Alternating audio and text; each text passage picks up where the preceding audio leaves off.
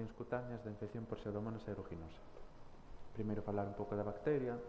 É un bacilo gram negativo, aerobistricto, flagelado, que atopamos na natureza, no chan, nas plantas e sobre todo en contornas húmedas e acuáticas, e ten unha natureza oportunista. Produce pigmentos que dan esa coloración verdosa característica, e además é unha bacteria moi resistente, resiste a altas temperaturas, forma biofilms e é incluso capaz de reproducirse en auga destilada durante un tempo. Pola súa estructura ten resistencia intrínseca a varios antibióticos e ademais cada vez está adquirindo máis resistencias, chegando a ser un dos principais patóxenos con mortalidade nosocomial, o que nos obriga, cando suspeitemos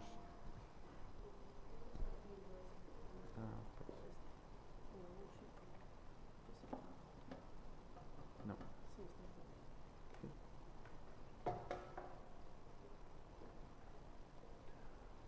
O que nos obliga, bueno, cando suspeitemos unha infección por Pseudomonas, tomar muestras para cultivo e tratar según o antibiograma. Non, se sigue escoitando. Bueno. Sí, xa se foi.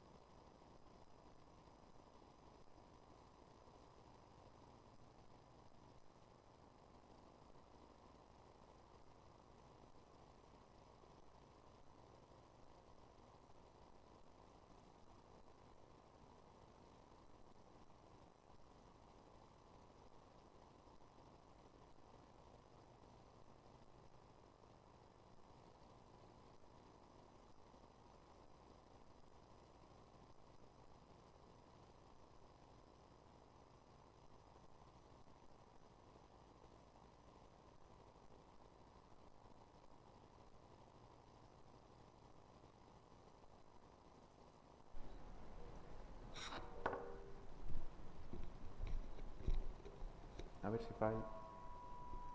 Escoitase fatal. Si, acóplase.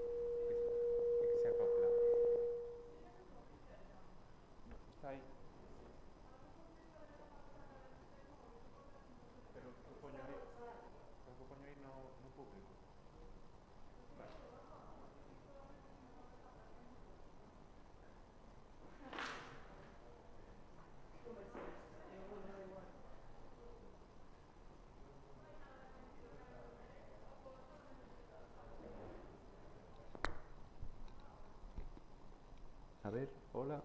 Bueno, pues sí. Eh, debe ser, entonces, sí.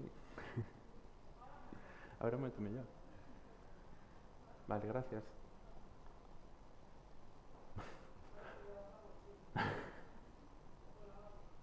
O dermatoscopio.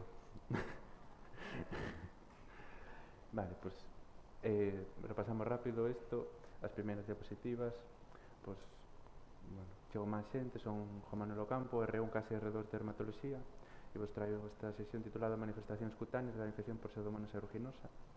Primeiro falar un pouco da bacteria, un bacilo gran negativo, aerobio estricto, flagelado, que atopamos na natureza, sobre todo en contornas húmidas e acuáticas, por pigmentos que dan esa cor característica, e unha bacteria moi resistente. De maneira intrínseca, posúe resistencia a varios antibióticos pola súa estructura, está adquirindo máis resistencias e é un dos principais patóxenos de mortalidade nosocomial. Empezando polas manifestacións máis leves, temos a foliculite do jacuzzi, que pasa en persoas que van a jacuzzis, balnearios, piscinas, que se presenta sobre todo na área do bañador, porque son as áreas nas que máis macera pola humedade, aparece de horas a días despois da exposición e polo xeral non require tratamento, autolimitada en 1 a 2 semanas. Pero en casos máis persistentes ou máis inflamatorios vamos a usar terapia tópica ou antibióticos sistémicos. O seguinte sería o síndrome da uña verde, na que vamos a ver esa cor característica polos pigmentos da bacteria e unha inflamación proximal. Como factores predisponentes vamos a ter exposición prolongada á humidade, psoriasis ungueal, traumatismos ungueais, inmunosupresión, diabetes, así como unha coinfección con dermatofitos, na que primeiro se infecta polo fungo e despois pola bacteria. E temos que ter en conta que no cultivo as pseudomonas ten propiedades fungistáticas ou fungicidas e pode ser que non crezca o fungo ou tarde máis en crecer. Para tratalo vamos a evitar a humedade e cortar con frecuencia a uña, e a non ser que estén afectadas moitas uñas e hasta a zona proximal, con tratamento tópico é suficiente. O seguinte sería intértrigo, que vai ter predilección por áreas húmedas e maceradas como zona interdigital ou pliegues, vai ter esa coloración verdousa, enta que a veces só vamos ser capaces de vela ca lámpara de Wood. Vai ter con frecuencia máis bacterias, vai ser polimicrobiana, e para o tratamento vamos a preferir a combinación tanto de tópico como de sistémico. Seguinte sería o síndrome da man ou do pé quente, que suele ocurrir nos pés de nenos que anduveron por fondos de piscinas rugosas, áreas pantanosas, andar sin chanclas, que se manifesta como nódulos dolorosos, eritematosos, que igual que a foliculite é autolimitado, non necesita tratamento, a non ser que sea persistente ou moi inflamatorio. Por último, dentro das manifestacións máis leves, vamos a ter a otite externa aguda non complicada, que cando é causada por pseudomonas a vamos a chamar otite do nadador, que se causa por a maceración do conducto auditivo e da cera. E para o tratamento vamos a realizar limpeza do detritus e tratamento tópico con un antibiótico que idealmente nos cubra tamén o aureus, e en caso de moita inflamación tamén con corticoide tópico. Vale, pasamos dunha primeira parte das patoloxías nas que vimos patoloxías superficiais que afectan por igual a inmunocompetentes e inmunodeprimidos, normalmente por exposición ambiental, e na que podemos incluso non tratar con antibiótico ou moitas veces con antibiótico con tópico é suficiente.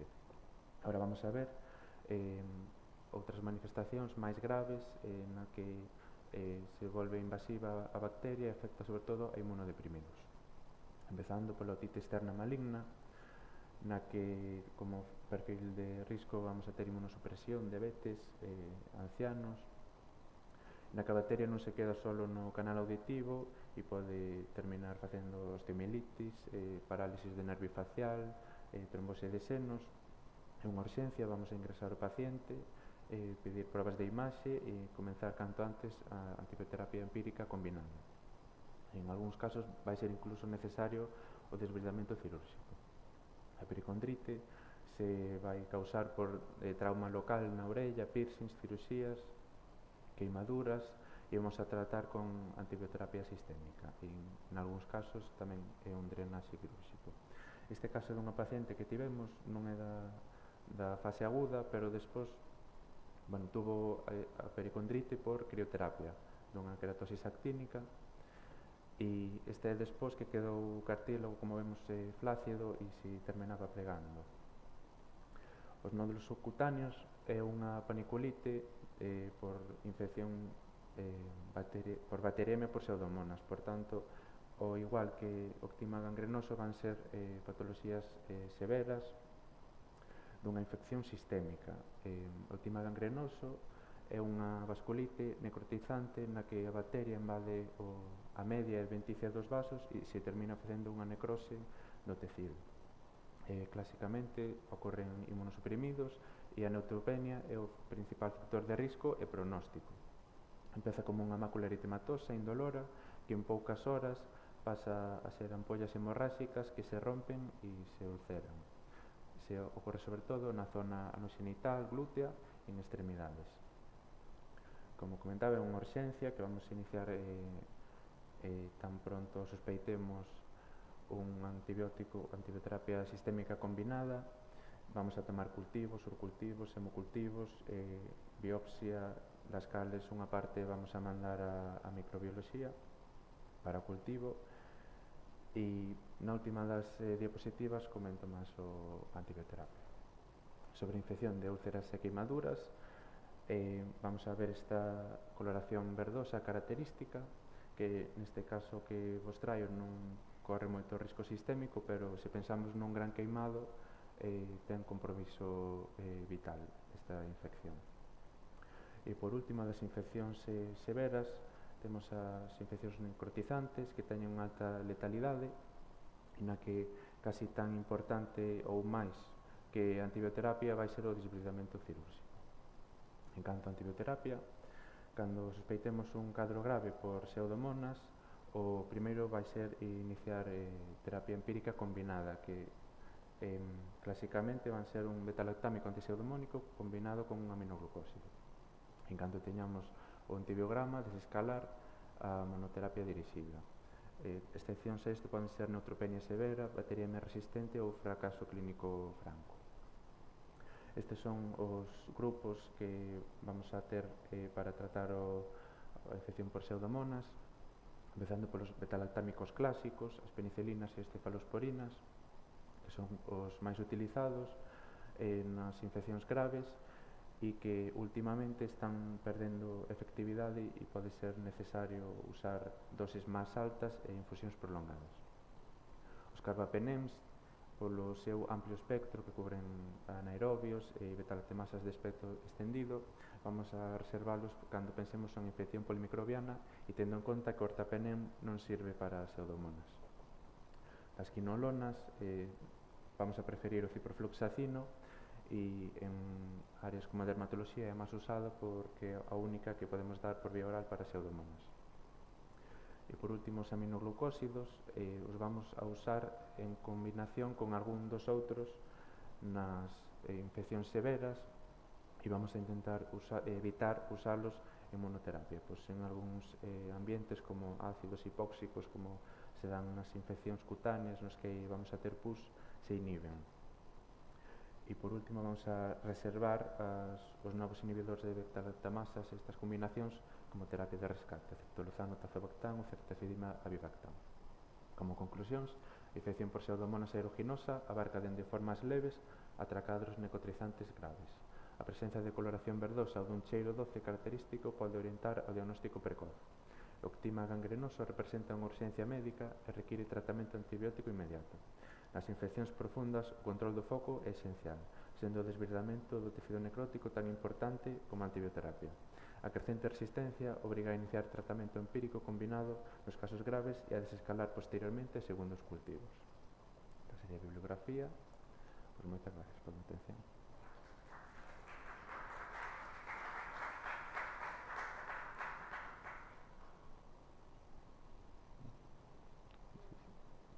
Como? Ah, sí, é aí a feira.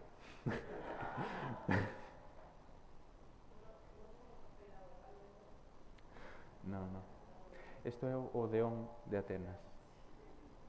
Que, claro, cando vin acordeime de Ferrol.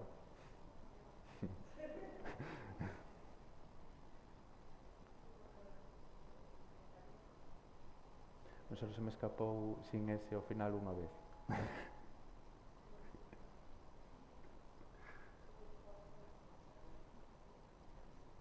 Como?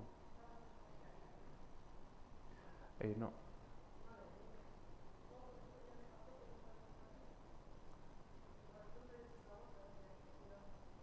Claro, ao mellor sei no, pero non me acordo. Sí, sí, sí, sí. Que son columnas.